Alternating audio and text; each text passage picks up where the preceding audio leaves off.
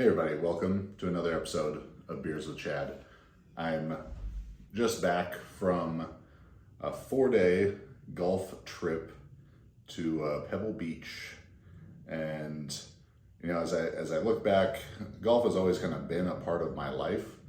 As a kid, I played golf with my dad, took a handful of lessons, maybe 5-6 lessons, and I'd go and play with him, and he was really into it, and we would get like a super twilight times when I'm in junior high, maybe 5th, 6th, 7th grade kind of range, and go play with one of my friends and his dad, play 9 or 12 or however many holes we could before it got too dark at the local courses. And my grandparents were always super into golf. Like my grandma had like 3 hole-in-ones. That was a thing that we would do with them if they came out and visited from Minnesota. And when I was a kid, we would always go to eat at this restaurant called Strawberry Farms, or a golf course rather called Strawberry Farms. They had a nice little restaurant. It was around the corner from our house, maybe 4 or 5 minutes away. My parents would call that our country club. It's a nice course, but not a country club and not private. But golf had always kind of been a part of my life because of that. And then, we talked about, my older brothers and I talked about wanting to do a Pebble Beach trip with my dad. But, between the financial aspect of it, in the time that we were going to do it, I wouldn't have been able to really contribute to that very much. So from the financial aspect of it, and then my brother's busy work schedule and, their kids and stuff. And then as my dad got more and more sick, and he passed away in 2022, that was something that never really worked out. So, getting to be up there and play golf and everything these last couple of days, it's definitely a time that I get to think about him a lot and reflect on him. Because I know that would have been something really special to him. I know I'd been there once with him, like we had lunch, either maybe we were driving up to Berkeley, when my brother went to school, there as well as I did. But maybe when we were driving up there one time, we took the long way, Coast Highway way, and had lunch up there, and one of the restaurants is overlooking the 18th green. More about that later. And just kind of watch the golfers come through and talk about that. And whenever we'd be eating at Strawberry Farms, it's overlooking the driving range, and my dad, he's always, oh, watch this guy swing, oh, that guy's doing a bad swing, this guy's really good. So that was cool. And then so I played some when I was a little kid, and in high school here or there, maybe averaging once every 2 months or something in high school and college. But then, post-collegiate or post-college, once I'd started Juggernaut and started powerlifting and everything, we're really busy working 70, 80 hours a week early on in Juggernaut. So not a lot of time to golf there. We were broke, so not a lot of money to golf. And as I kept getting bigger and stronger, body didn't work right really to golf that well for a while. So I went from starting Juggernaut in 2009 to, I'd say, about 2019. In that 10-year span, maybe golfed 3 or 4 times, and was nearly a different person physically on the other side of that, from back injuries and just being bigger and heavier and less athletic, frankly. But in 2019, I was like talking to my buddy Paul, who he plays a lot, and golf came up, and I was like, I'd like to get back out there and play golf again. So he asked me, he's like, what clubs are you even playing right now? And I'd never had real golf clubs, and since I never bought a set of golf clubs or had a new set of golf clubs given to me, I was always playing my dad's hand-me-downs. And even playing in high school, or college with my dad's hand-me-downs. Mind you, in high school and college, I was somewhere between, depending on what part of high school, let's call it from junior year of high school on to through college, I was somewhere between 250 and 295 pounds. I was extremely explosive, like two-hand dunking a medicine ball type of explosive. And it would have never crossed my mind of like, well, swing speed and the shaft stiffness, and all that kind of stuff. But I was swinging golf clubs that were extremely inappropriate for my body and physical skill set. So I show Paul the set of clubs that I had, and it was my dad's hand-me-downs that were something Fire Sticks. I can't even remember the brand, but we're old enough that when we tried Googling them, information was very limited. And he pretty much looks at them and looks at me and he's like, one swing, these things are going to turn to dust, And so I figured, all right, if I'm going to go play and get back into it, doing a little bit better in a career at that point. So I go and buy myself a new set of clubs. And since then, middle of 2019, I've started playing a lot more, taking lessons. Marissa got me lessons for Christmas, joined a country club, all kind of stuff. And now, we're going on 4-day golf trips to Pebble Beach. So I really, really enjoy it. It's, it's such a unique and endless challenge, where powerlifting and strongman is extremely challenging and physically demanding. It's always pretty much the same. It's a bar with plates on it, and you're gonna bend your knees and stand up one time, and you're just trying to refine that. And shot putting was the same way. It was dialing this one perfect technique in, and that alone, and just trying to execute that as well as possible. But okay, the ring might be a little different surface feel to it, and weather might be a bit different, but pretty much the same thing. But the challenges that I've taken on more recently, jiu-jitsu and golf, are so much more dynamic in that they're always changing. Jiu-jitsu, the positions, the opponent, changes all the time, and it's changing very quickly right in front of you. Where golf is very cerebral, that you get to think a lot about, maybe too much about what you're doing, but it's always different. Even the 4 days we just played, it's different courses, it's different kinds of grass, it's different weather, it's different wind, it's different moisture, you hit it to a different place. And it presents this obsessive, unending challenge of how can I do this better? And even though it seems like a lot of times it's never really getting better, it gives you enough glimpses that it might be. So you keep coming back for more, like a complete fool. So this trip, I just wanted to kind of recap this very special experience up there. But before we get to that, make sure to check out our sponsor. You may have heard of them if you're familiar with me, the Juggernaut AI app, which brings you totally customized strength training, adapted for you, individualized for you, keeps growing and adapting to your needs and feedback. Just released a new update, so you can go get that version 1.8 in there. A bunch of new features to be had, so thank you so much to Tim and the rest of our development team for getting that done. And you can use code BEERS to save on your subscription at juggernautai.app. Beyond that, welcome, subscribe, rate, review.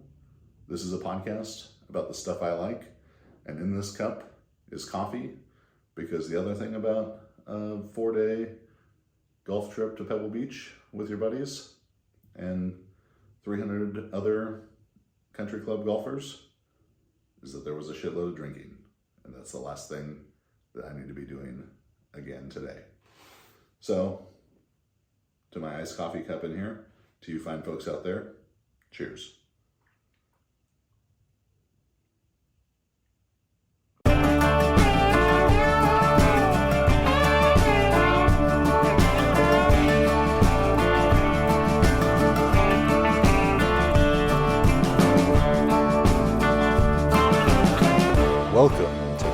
with Chad. So Tuesday morning, me, my buddy Sal, is an attorney, works with my best friend Paul, also an attorney. We're the three of us are playing on a team in this Cobra Puma Pro-Am, playing on a team with our club pro from Mesa Verde, Mike Fergan. So Sal and I fly up on Tuesday morning, and Sal had played there several times. You know, each course maybe 3 to 6 times of the 3 that we're playing. And it was new to me. I had stayed there, Marissa and I stayed there for maybe 2 nights at Spanish Bay last year, and I played a little par 3 course they have called the Hay. And I'd had lunch at Pebble a couple times. Marissa and I had driven up when we were staying at Big Sur before.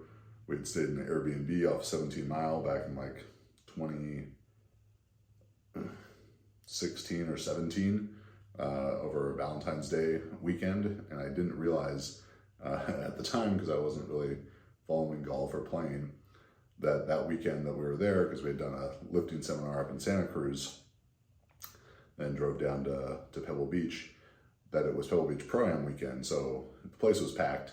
Though we did get extremely lucky. You know, I was like, well, we're here. We got to just go down there, try and go down there for dinner. And about a 2.5 hour wait at a restaurant there called The Bench, but it has some first come, first served seating area around these fire pits. And after we were standing there for about 2 minutes, 2 people stood up. We kind of looked at each other like, this can't be such miraculous timing, but we had a beautiful evening and dinner there.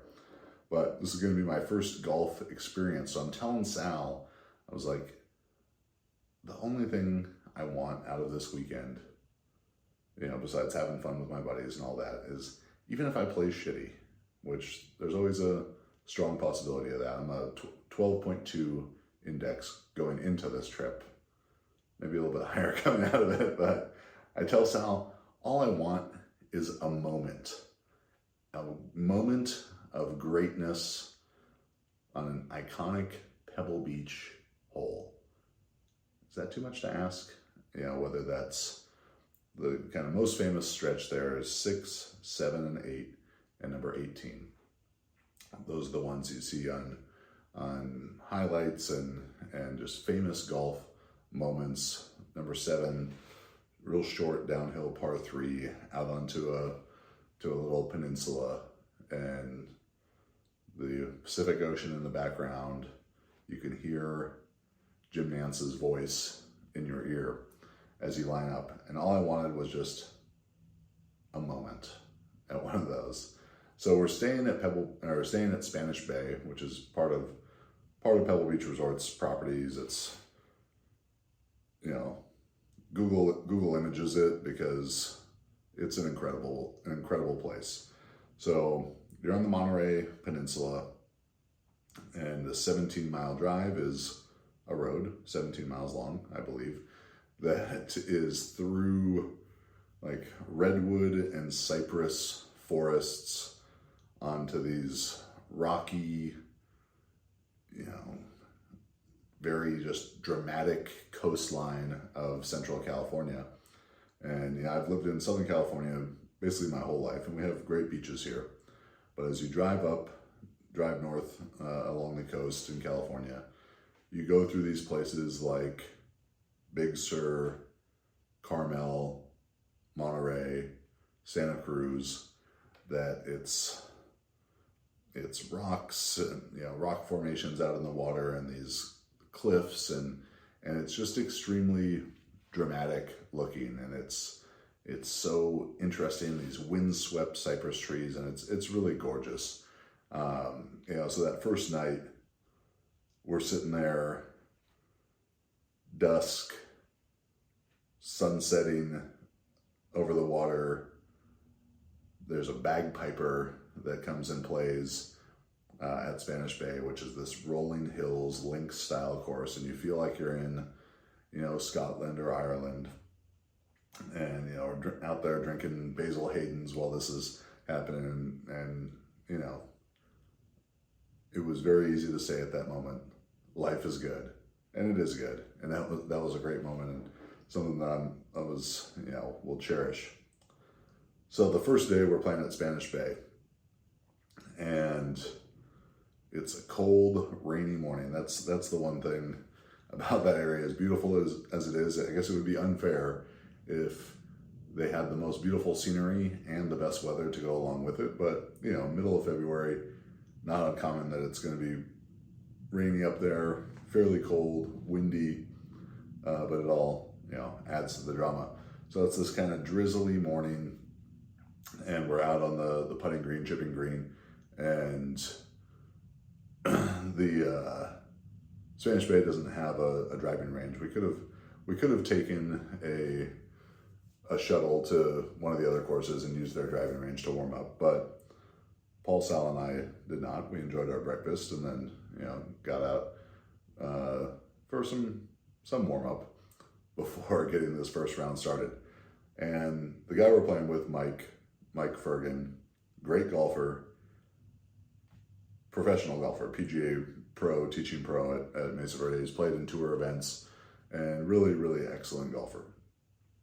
And golf is his job, and he takes that job seriously, and I understand and respect that. But he was a little rattled when he found out that we were not, that we had not warmed up that day. After our tee shots, he's like, "Is that your first driver swing of the day?" It's like, yeah, we were chipping and putting, but no driving range. And he just looks, he's like, "You're fucking killing me," because it is a tournament, competitive tournament that we're playing in. But mind you, I was in the fairway and Mike was in the bunker off the first tee, so who's killing who in that situation? As we're waiting to tee off on this first hole at Spanish Bay, we get our caddy for the day.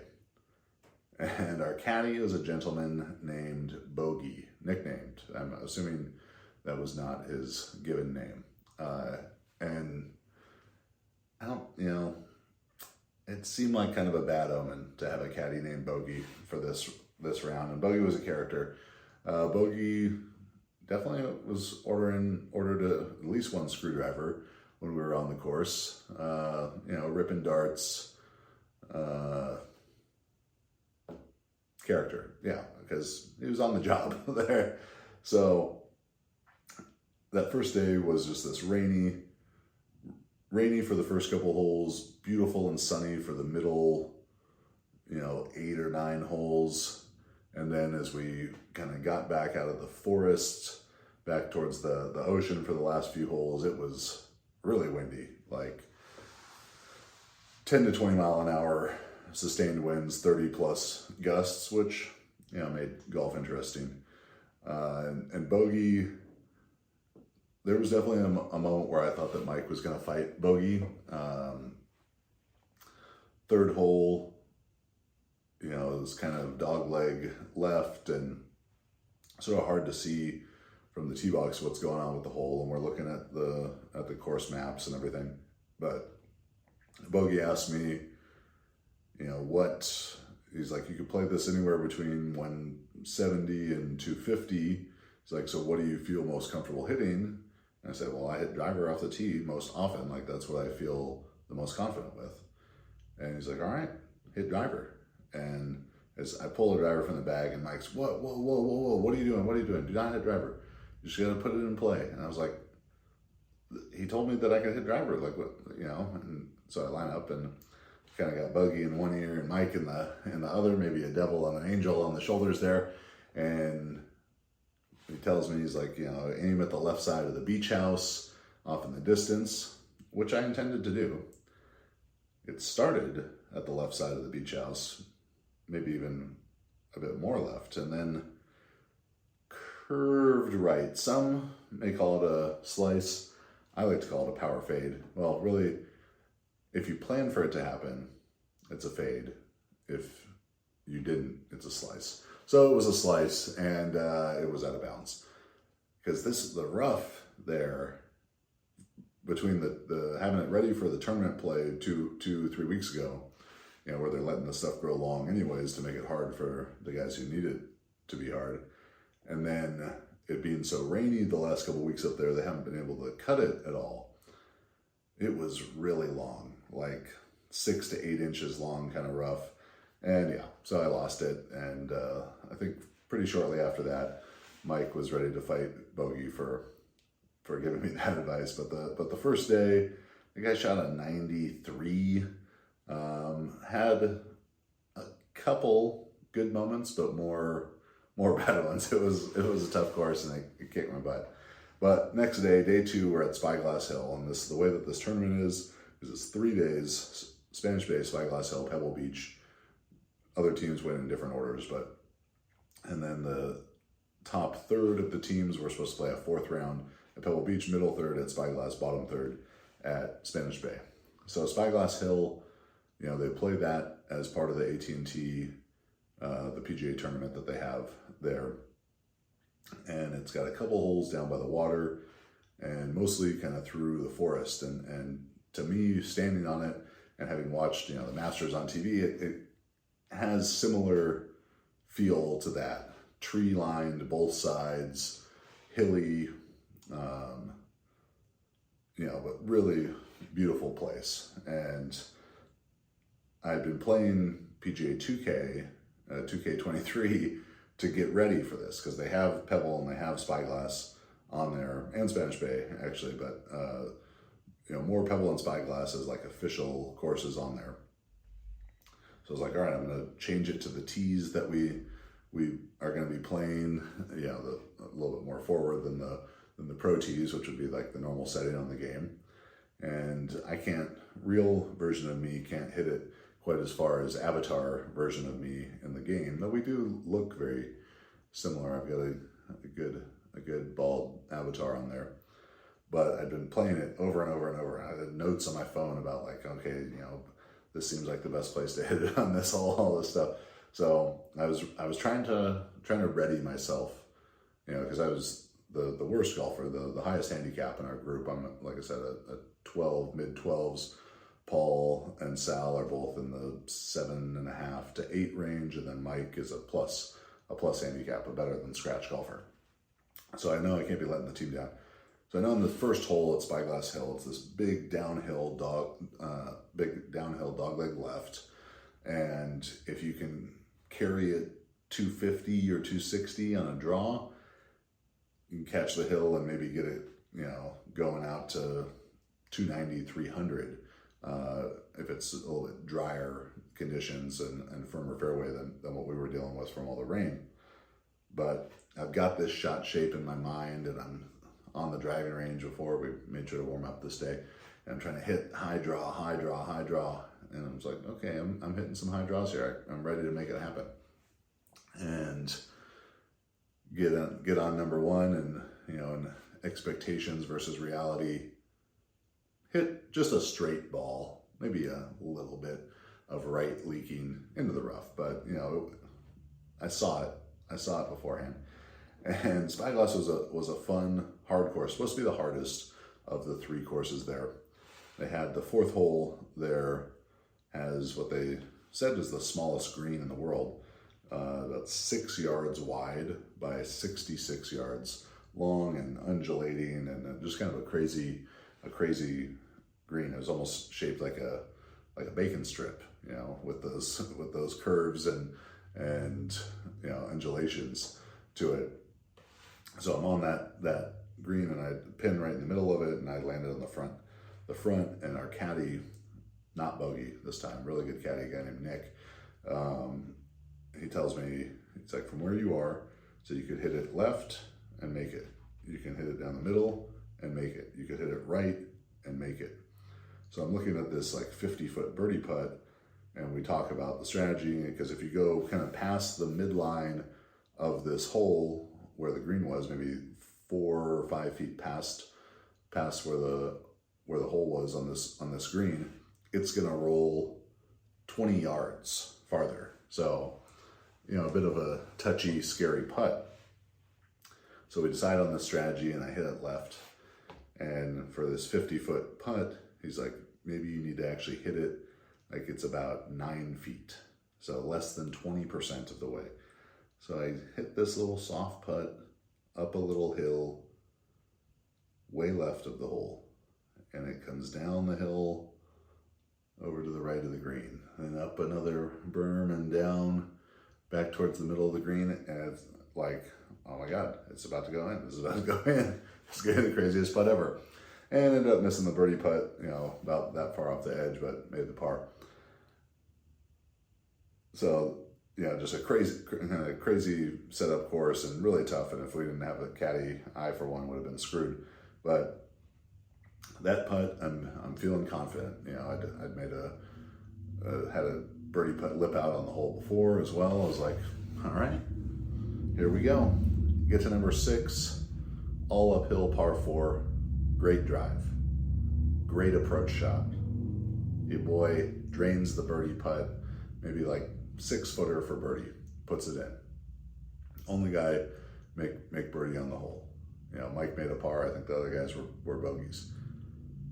And I'm thinking, all right, here we go. This is your day, Chad. You're about to have the best round of your life at Spyglass Hill, the hardest course around at Pebble Beach. Then the next hole, par 5, feeling it, surging with confidence.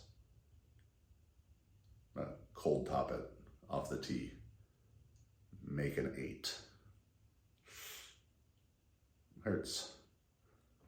Couple holes go by, kind of get back on track. All right, playing a little bit better, Number 11, birdie.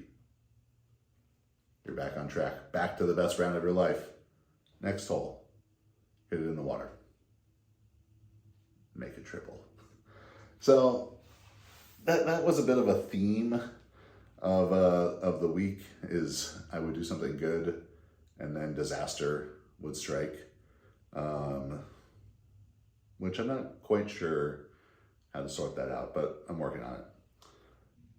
Today's episode of Beers with Chad is brought to you by the Juggernaut AI app.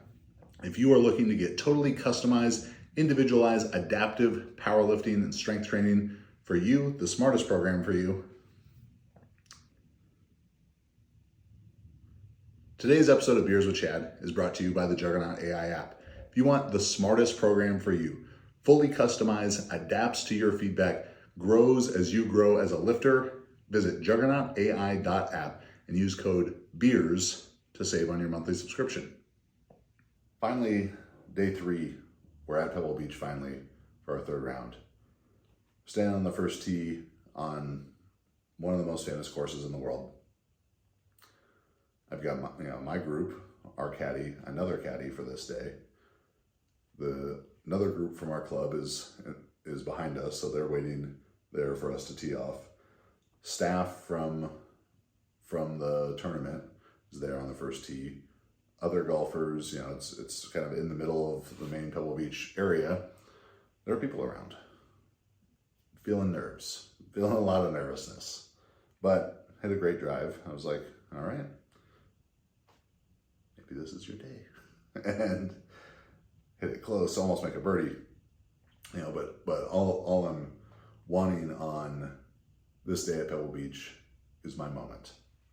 One moment, like I told Sal, getting off the plane at one of these iconic holes, and those are 6, 7, 8, and 18. I'd say the most famous ones there.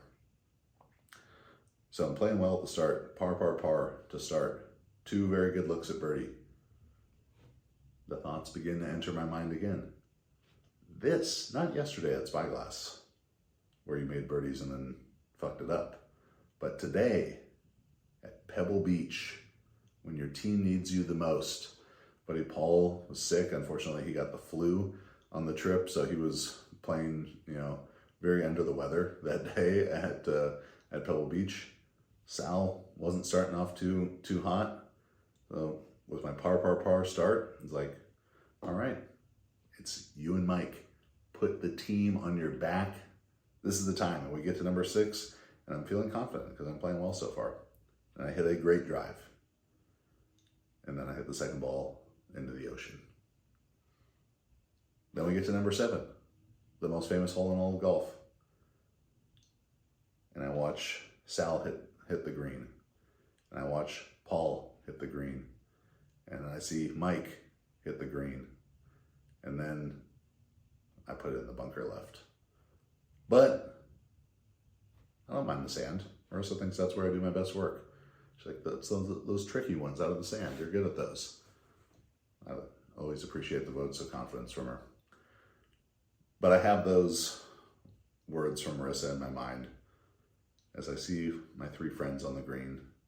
I'm lonely in the sand. But I think, hey, maybe just make it. And I hit a nice little real open-faced, shot out of the sand. Hits, lands soft, rolls, hits the pin, bounces out. Almost had my moment. Number 8. So we've got the ocean along our right, this whole part. Number 8, you're hitting the tee shot essentially onto one cliff area and then a bunch of space in between, a bunch of cliffs. Falling off a cliff. If you saw Jordan Spieth a couple of years ago, almost at the edge of that cliff, hitting one of his shots. I hit a solid tee shot, hit an approach right to the front of the green. Here we go. Have a very long, but crazier things have happened, birdie putt. 3-putt, of course. The round goes on, hit some good shots, hit some bad shots, as golf for amateur golfers goes.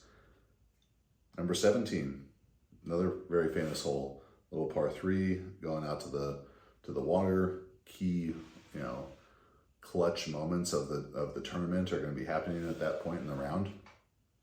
I'm the only one who hits the green that time, but missed the birdie putt, but make a par, so it's fine. And now we're at number 18. I know this is my last chance to have my moment at Pebble Beach. At the end of 18, there's the restaurant that Marissa and I had eaten at before, the bench that my dad and I had sat at and watched these golfers come in and judge them as they do, judge the shots they're hitting. And I'm thinking 18 at Pebble Beach, this is your time. It's par 5, the bay on the left, hazard bunkers all along the left side, this one tree out in the middle of the fairway. When we were on the driving range that morning warming up, I'm seeing a flag out there. I say to Sal, I was like, that blue flag, that's the tree on 18 at Pebble Beach. So I'm gonna hit it about 10 feet to the left of it, past that. Boom, do it. Boom, do it again. Boom, do it again. Feeling it. It's like, I'm seeing it, I'm gonna make it happen. We get there, I see that tree out there. I think to the driving range, that's just the blue flag, just like you did it there. And pumps it down the fairway about 10 feet to the left of that tree and about 25 yards past it. The best drive that I'd hit the whole day. This is it. You're having your moment. I'm walking down the fairway, brimming with confidence, excitement. I then proceeded to top a 6-iron with the layup shot, trying to play it smart. And then I proceeded to top that 6-iron once again, and then chunked a chip and ended up making a 7. The people sitting at that restaurant on the patio, watching the golfers come in all day, judging them, because what else would you be doing? They wouldn't have been able to see that tee shot. That would be too far away. But what they could see were all those chunk 6-irons, all those top 6-irons and chunk pitch and chip shots, and shame and anguish on my face. I thought about diving headfirst into Monterey Bay, possibly wishing that the rocks below did what they do. Maybe, there's a lot of great white sharks up there. That's how I was feeling at that moment. So it really makes me think sometimes, what's wrong with me? Why do I hit these great shots and then crumble after that? I've competed in a ton of stuff, national and international level in track, international level for powerlifting, professional strongman, made the podium at world level competitions for jiu-jitsu. But this little white ball and this little stick that you hit it with, sometimes I feel like it just crumples my mind. I'm not standing over the ball feeling that nervous, but things must be getting a little bit tight.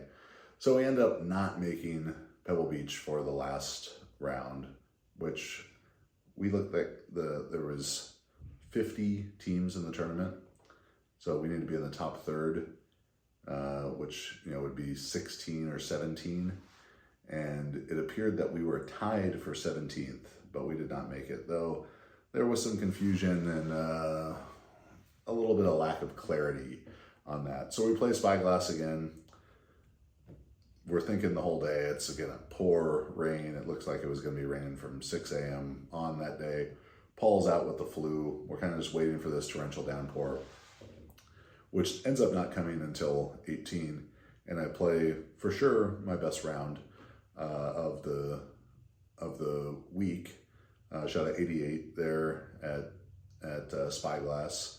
Made one birdie in the last round. Got vengeance on my two worst holes from the Spyglass round earlier in the week. The hole that I made an 8 on after the birdie, I made a birdie on.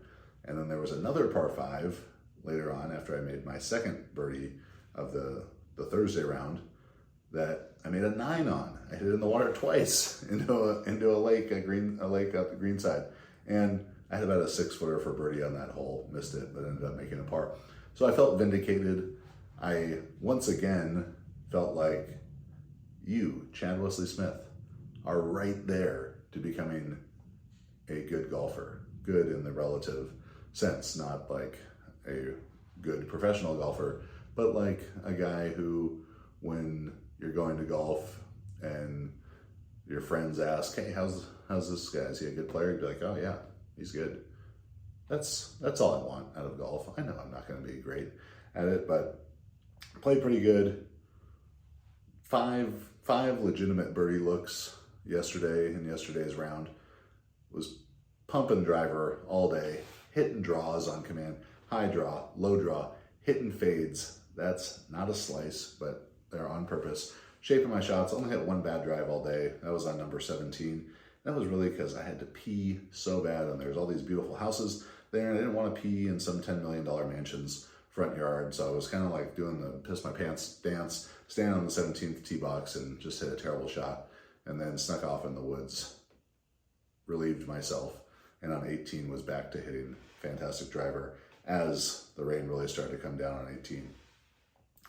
But that was my trip. I apologize for the shot-by-shot recap of it, but golf is such an interesting, character-revealing, mental strength, mental fortitude, creating, destroying, revealing game.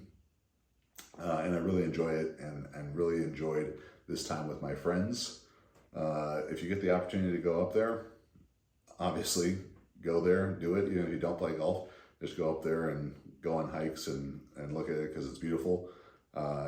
If you don't have that opportunity, go and do stuff that you love with the people that you love, because that's always going to be a good way to do things. So this was Beers with Chad. Next week, I'll be back, going to talk. We got some interviews coming up, UFC, some different MMA fighters, all kind of stuff. So thanks for listening. Thanks for watching. Please subscribe, rate, and review. And we'll see you next time. Cheers.